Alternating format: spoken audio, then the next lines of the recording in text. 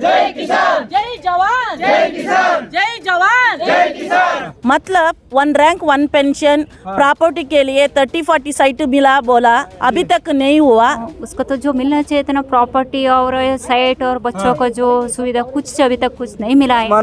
जमीन का फर्क दिखा है, वेरिएशन ये नहीं होना चाहिए, इक्वल होना चाहिए बोल के अपना प्रोटेस्ट। सरकार प्रेशर में होकर के जवान जेसीओ को अनदेखी कर रही है। होशियारी सिंह कमेटी को पूरी तरह से नजरअंदाज कर दिया गया। वीर नारी के बहुत सारे प्रॉब्लम है, उनके बच्चे हैं, पढ़ना है, देश जवानी में उन्होंने देश की सेवा की। ये सरकार को उनकी मांगों को मांगना चाहिए, ओआरओपी सही से लागू करना चाहिए। सरकार से हम रिक्वेस्ट करते हैं, अनुरोध करते हैं कि सरकार हमें बात माने। बोलो भारत माता की जय।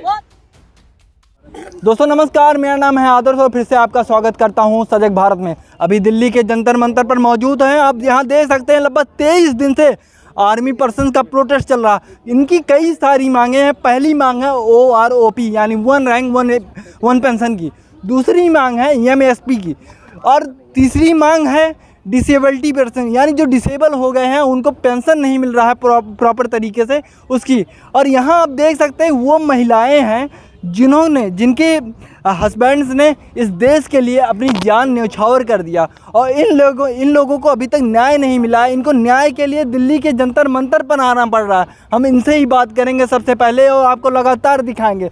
मैम, मैं आपसे जानूंगा, सबसे पहले आपसे जानूंगा, शुरुआत करता हूं, आपको जंतर मंतर यहाँ दिल्ली क्यों आना पड़ गया? सर पास से दिखा दीजिए। मैं कर्नाटक से मैं आई हूँ। हाँ। मेरा नाम रजनी है। इधर आने को बाद प्रोटेक्शन के लिए आई हूँ। मतलब 1 रैंक 1 पेंशन प्रॉपर्टी के लिए 30-40 साइट मिला बोला, अभी तक नहीं हुआ। आना चाहिए के लिए इधर आए। कब होगा मैम? इतना वादा किया जाता है, इतना प्रॉमिस किया जाता है, बट आप लोग को प्रॉमिस क्यों नहीं फुलफिल किया जाता? आएंगे, अभी तो सरकार में आती हूँ बोला, देखना चाहिए सर। हाँ, देखना चाहिए। इतना इतनी महिलाएं आई हैं, सब अपनी अपनी। आप लोगों की बेसिक मांगे क्या है? क्या डिमांड क्या है आपकी? ओआरओपी इक्वल आना चाहिए। हाँ, 1 रैंक 1 पेंशन इक्वल आना चाहिए। और प्रॉपर्टी आना चाहिए। 30-40 साइट आना चाहिए। क्या क्या मेरे को माजी सैनिक को आना है पूरा। गवर्नमेंट में क्या है वो मानना चाहिए। तो फिर मिलना चाहिए। हिंदी में थोड़ा प्रॉब्लम हो रही है, और हम पुरुषों से भी बात करेंगे, वो पूर्व सैनिकों से बात करेंगे, और महिलाओं से भी बात करेंगे। अगर मैम कोई कंफर्टेबल हो हिंदी में, मैं आपसे बात करना चाहता हूँ। आप हिंदी बोल लेंगी? हाँ, बताइए आपको क्यों आना पड़ा यहाँ पर? नमस्ते सर, मैं बेलगाम मैसूर से आया हूँ। हमारा सबको तो रैंक था एक सूबेदार जी। मतलब वो रिटायर्ड होकर 6 साल हो गए, वो तो नहीं है अभी। उसको तो जो मिलना चाहिए इतना प्रॉपर्टी और साइट और बच्चों को जो सुविधा कुछ अभी तक कुछ नहीं मिला है, मगर देती करके भरोसा दिए हैं। अब हम तो अभी तक इंतजार किया है। मैं यही कहूँगा सरकार से कि आपकी बात मानी जाए और आपको न्याय मिले, आपको जस्टिस मिले। न्याय नहीं मिला है, इसलिए हम लोग सभी मिलके आंदोलन करने के लिए इधर आए हैं। जी, जल्दी ही आपको जस्टिस मिले, आई होप। और यहाँ पर कई पूर्व सैनिक हैं, इनसे भी बात करते हैं। सर, आप हिंदी में ठीक है? हाँ, क्यों आना पड़ रहा है आपको? सर, हम सबसे पहले हम लोग आए हुए हैं ओआरओपी। जो ओआरओपी में जो ऑफिसर्स रैंक को और जवान रैंक को मतलब वेरिएशन हुआ है। मतलब ऐसे हुआ है, एक बार जवानों ऑफिसरों रिटायर्ड होने के बाद सारे एक्स-सर्विसमैन है, मगर सारे एक्स-सर्विसमैन को इक्वल पेंशन होना चाहिए। ये अभी कुछ एमएसपी होता है, उसमें भी इक्वल नहीं है। और जो पेंशन में 2.81% उनको दिए हुए, 2.57 हमको दिया हुआ है। मतलब क्यों सर? रिटायर्ड होने के बाद सब बराबर है। डेली क्वार्टर में ECHS इसमें सारे जो रिटायर्ड होने के बाद ऑफिसर्स जवान सारे इक्वल बोल के जो आदेश दिया हुआ है, इसी का जो पेंशन रिटर्न होने के बाद भी मतलब वेरिएशन करने का जरूरत क्या है सर? नंबर 1। दूसरा है सर, हमको कर्नाटक में सबसे ज़्यादा ज़मीन का लैंड प्रॉब्लम है। नेगेटिव दिया, जैसे से नीचे 0 दिया हुआ है। सबसे मतलब ये कमेटी में मेन प्रॉब्लम क्या है? जो कमेटी होता है, जो ओआरओपी कमेटी होता है, उसमें जो अदर रैंक वाला कोई नहीं रहेगा। जो अदर रैंक एसोसिएशन में कितना पूरा इंडिया में कितना एसोसिएशन है, इस एसोसिएशन में कितना एजुकेटेड पर्सन भी है, KS IAS इतना बड़ा रैंक, अदर रैंक रिटायर्ड होने के बाद भी एजुकेटेड पर्सन है, उनको कमेटी में ज्वाइन नहीं करता है कमेटी में। कम से कम हम बैठेगा तो अपना भी हम भी बोल सकते हैं, अपना रेट मांग सकते हैं। मगर कमेटी में सिर्फ ऑफिसर रैंक जो अफसर रैंक बना के हमको पूरा 0% मतलब आसमान ज़मीन का फ़र्क दिखा है, वेरिएशन। ये नहीं होना चाहिए, इक्वल होना चाहिए बोल के अपना प्रोटेस्ट है। सेकेंड वन, कर्नाटक में लैंड प्रॉब्लम है सर।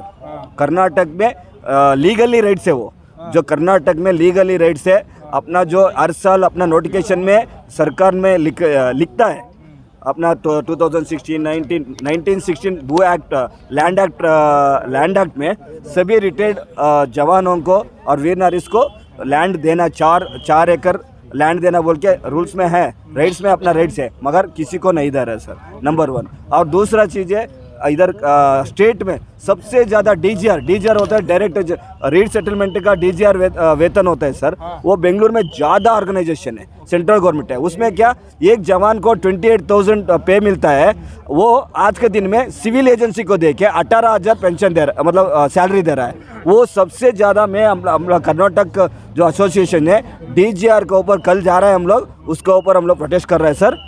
जो डीजीआर में भी जो प्राइवेटाइजेशन हो रहा है वो नहीं होना चाहिए सर, इसके ऊपर भी हम लोग प्रोटेस्ट कर रहे हैं सर। सर मैं आपसे जानूंगा कि यहाँ पर इतने दूर दूर से लोग आ रहे हैं, कब आप लोगों की बातें सुनी जाएंगी? बातें देखिए, हम लोग 2014 से सरकार से बात कर रहे हैं। सरकार हर चीज़ को जानती है, लेकिन सरकार प्रेशर में होकर के जवान जेसीओ को अनदेखी कर रही है। जवान देश, जब आप देखिए ओआरओपी की जो मेन मांगे थी वो कोश्यारी सिंह कमेटी के ऊपर है। Koshyari Singh committee he mother of OROP है। कोश्यारी सिंह कमेटी को पूरी तरह से नज़रअंदाज कर दिया गया। उसमें इसलिए आया था, ओआरओपी का कॉन्सेप्ट था इसलिए कि जो जवान 36-35 में रिटायर करे, अधिकारी हमारे 60 साल में रिटायर करते हैं, 57 साल में रिटायर करते हैं, उनके लिए ओआरओपी नहीं है। लेकिन ओआरओपी दिया किसको जा रहा है? सभी अधिकारी को दिया जा रहा है। जो जवान जो 37 से 40 में रिटायर कर उसको नहीं दिया जा रहा है।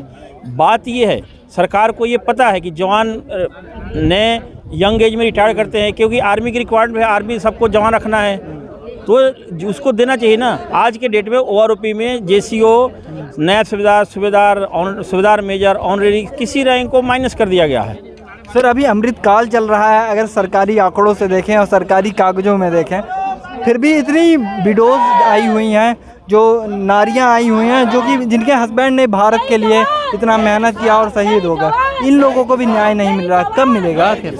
हम तो यही सरकार से मांग रहे हैं कि वीर नारियां कर्नाटक से आ रहे हैं, आप 48 घंटा की जर्नी लेकर के यहाँ आ रहे हैं दिल्ली में, उनके मतलब उनके दिल में कमी है, उनके दिल में दुख है, तभी तो आ रहे हैं। तो उस सरकार को उनकी दिल की बातें को सुननी चाहिए, उनको एड्रेस करना चाहिए प्रॉब्लम। वीर नारी की बहुत सारे प्रॉब्लम है, उनके बच्चे हैं, पढ़ना है, देश जवानी में उन्होंने देश की सेवा की, आज वो बेरोजगार है बैठे हुए, उनको सरकार उनकी मांगों को मानना चाहिए। हम तो यही मांग कर रहे हैं, ठीक है, सरकार को उनकी मांगों को मांगना चाहिए, ओआरओपी सही से लागू करना चाहिए। ओएमजेसी कमेटी, 1 मैन जुडिशियल कमेटी है, उसको भी रख दिया आपने, उसकी भी बातों को नहीं माने। कोश्यारी सिंह कमेटी की बात नहीं चली गई। अभी जंतर मंतर में मामला यह उठा है और पिछले 23 दिनों से आप लोग उठा रहे हैं, और कहाँ कहाँ होगा ये? हम तो देखो प्रजातंत्र में रह रहे हैं, प्रजातंत्र में हमारा अधिकार है प्रोसेसन करने का, हम प्रोसेसन करते रहेंगे। सरकार से हम रिक्वेस्ट करते हैं, अनुरोध करते हैं, सरकार हमें बात माने, बस अनुरोध करते रहेंगे। हम अनुरोध आज भी कर रहे हैं, कल भी करेंगे, सरकार हमारी मांग को मांगे, यही हमारी अनुरोध है सरकार से। सरकार इनको देखे, ये वीर नारी उतने 48 घंटे की जर्नी करके आ रही है, उनको देखे और उनकी बातों को माने, हम तो यही चाह रहे हैं। तो फिर इसी के साथ हमने बात की पूर्व सैनिकों से और पूर्व सैनिकों की पत्नियों से, और जाना कि क्या मुद्दा है। इसी के साथ आप देखते रहिएगा सजग भारत। जय हिंद, जय भारत।